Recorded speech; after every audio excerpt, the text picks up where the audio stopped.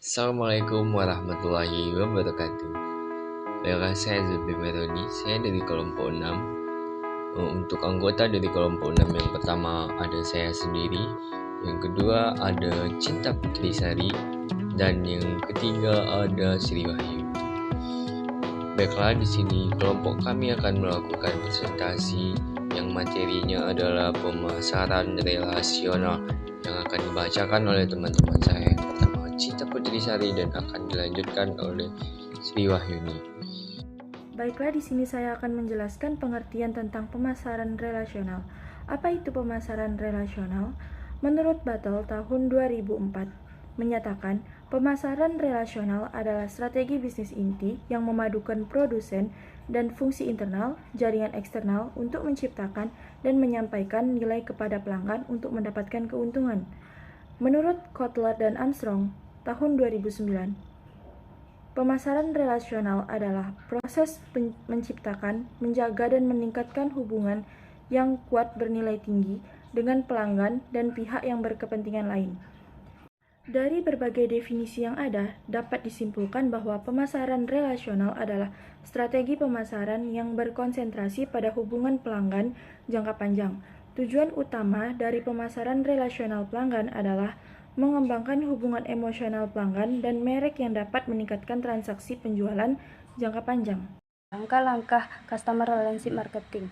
Langkah-langkah yang pertama yaitu mengidentifikasi pelanggan utama, memilih 5-10 pelanggan utama sebagai target dalam relationship marketing.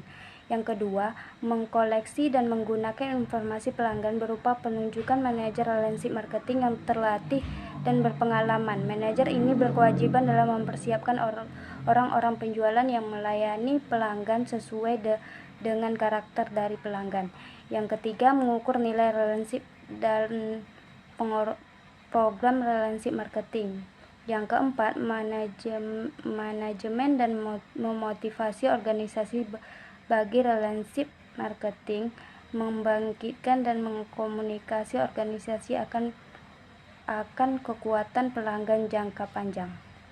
Selanjutnya, marketing sebagai himpunan pikiran terhadap fungsi perpaduan dan kerja sama antar bagian dalam organisasi dalam mendukung relationship marketing menjadi organisasi lebih sebagai kumpulan pikiran dibandingkan dengan fungsi organisasi. Yang terakhir, meningkatkan dan memantapkan keterkaitan dengan pelanggan, meliputi perencanaan dan penetapan tujuan strategi, tindakan spektif dan sumber daya yang dibutuhkan. Piramida Customer Relationship Marketing. Yang pertama, Active Customer. Yang kedua, Inactive Customer. Selanjutnya, yang ketiga, Prospect. Yang keempat, Suspect. Yang terakhir, yang paling bawah dari piramida Customer Relationship Marketing yaitu the rest of the world. Selanjutnya, manfaat Customer Relationship Marketing. Yang pertama ada pengalaman pelanggan atau Customer Experience yang konsisten. Bisnis dengan akses ke semua titik kontak dapat dengan mudah berbagi informasi dan memenuhi kebutuhan pelanggan pada tingkat lebih pribadi. Dengan melakukan ini, tidak hanya dapat meningkatkan tingkat kepercayaan, tetapi juga meningkatkan pengalaman pelanggan. Yang kedua ada ulasan dan umpan balik atau feedback pelanggan. Saat Anda menjawab keluhan dan pertanyaan pelanggan, Anda dapat meminta umpan balik yang tidak bias, ulasan dan bahkan testimonial video ulasan positif selalu menarik pelanggan baru. Yang ketiga, pelanggan yang setia adalah pemasar Anda. Pelanggan setia adalah sumber yang bagus yang dapat dimanfaatkan secara positif untuk kemajuan bisnis. Dan yang terakhir, ada konsumen adalah bagian dari keputusan bisnis. Salah satu manfaat pemasaran relasional adalah kesediaan untuk mempertimbangkan saran jujur dari pelanggan. Selanjutnya, praktek pemasaran relasional. Yang pertama ada memahami kebutuhan, keinginan, dan permintaan. Pelanggan memiliki kebutuhan untuk mendapatkan kepuasan dasar dengan kebutuhan, keinginan, dan permintaan pelanggan terhadap suatu produk berbeda satu sama lain dan selalu diperbarui dengan perkembangan zaman.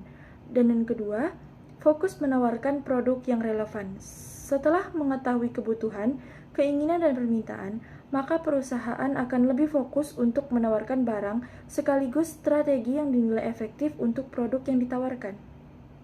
Yang ketiga, memberikan nilai manfaat bagi pelanggan. Nilai suatu produk akan berhubungan dengan keinginan pelanggan untuk memilihnya.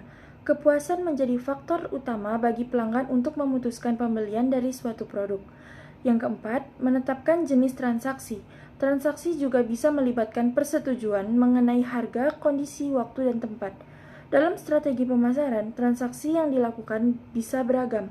Misalnya, transaksi jangka pendek atau transaksi jangka panjang. Yang kelima, membangun relasional dan kredibilitas. Relasional atau hubungan merupakan konsep inti pemasaran yang dilakukan dengan membangun hubungan jangka panjang yang saling mempercayai, menguntungkan, dan memuaskan. Yang keenam, mengenali pasar. Pasar yang dimaksud adalah pelanggan potensial yang mempunyai keinginan dan kebutuhan yang sama. Dalam strategi pemasaran yang disusun, konsep pasar harus benar-benar dipertimbangkan karena menentukan kesesuaian atas permintaan produk. Dan yang terakhir, memiliki pemasar yang handal. Pihak pemasar juga memiliki tugas untuk mencari calon pembeli sehingga transaksi mungkin terjadi. Nah, lebih dan kurang itulah penyebaran dari materi kami, yaitu pemasaran relasional. Lebih dan kurang kami mohon maaf. Saya tutup dengan Assalamualaikum warahmatullahi wabarakatuh.